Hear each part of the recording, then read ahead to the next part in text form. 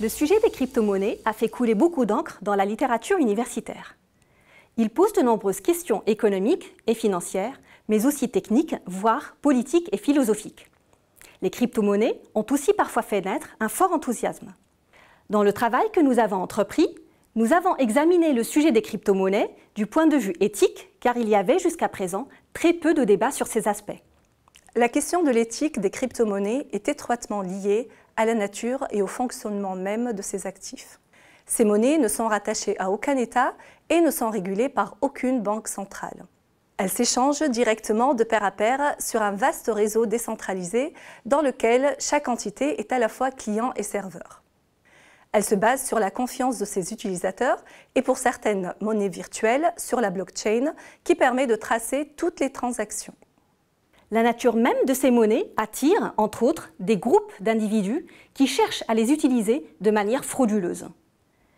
Pour payer des biens et des services illicites, pour dissimuler un blanchiment d'argent ou même pour contourner l'imposition fiscale. Il y a selon nous un trilemme spécifique aux crypto-monnaies entre, premièrement, le potentiel d'utilisation illicite en raison de leur anonymat, deuxièmement, le manque de surveillance réglementaire et troisièmement, les lacunes d'infrastructures influencées par la croissance de la cybercriminalité. Oui, Internet facilite depuis longtemps la criminalité, mais la progression de l'anonymat a créé un changement radical grâce au cryptage, à l'anonymat du web caché, par exemple le Tor, et à travers la crypto-monnaie. Les activités illégales concernant le Bitcoin représentaient en 2019 environ 76 milliards de dollars, soit 46% des transactions Bitcoin. Nous avons identifié deux formes principales de cybercriminalité associées aux crypto-monnaies. D'abord, celle qui résulte de l'utilisation de crypto-monnaies pour le financement d'activités illégales, le blanchiment d'argent ou l'évasion fiscale. Ensuite, celle qui affecte les structures directes des crypto-monnaies elles-mêmes via des cyberattaques par exemple. Outre ces dimensions éthiques, les principales crypto-monnaies ont un impact environnemental important en raison de la grande quantité d'électricité nécessaire à l'exploitation minière informatique qui sert à les fabriquer. La production et la consommation énergétique ont à leur tour des dimensions éthiques en termes d'accès aux ressources, de génération de pollution et de réchauffement climatique. Bitcoin et Ethereum, qui sont les deux principales crypto-monnaies, partagent un grand nombre de caractéristiques dans le système de Proof of Work de validation de blocs.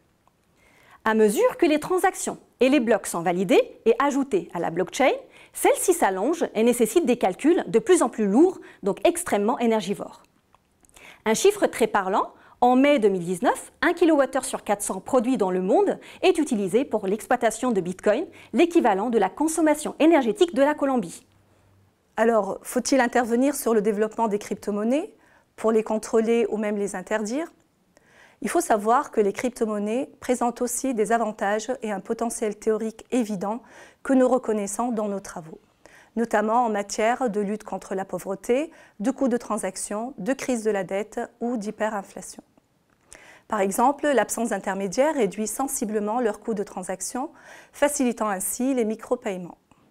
Au final, on ne se positionne pas sur la question de l'interdiction ou du contrôle des crypto-monnaies, mais face à l'enthousiasme qu'elles ont généré et en ces temps de complexité et d'excès, nous espérons que notre travail contribuera à rester modéré et attentif à leur développement et à leur impact sur la société.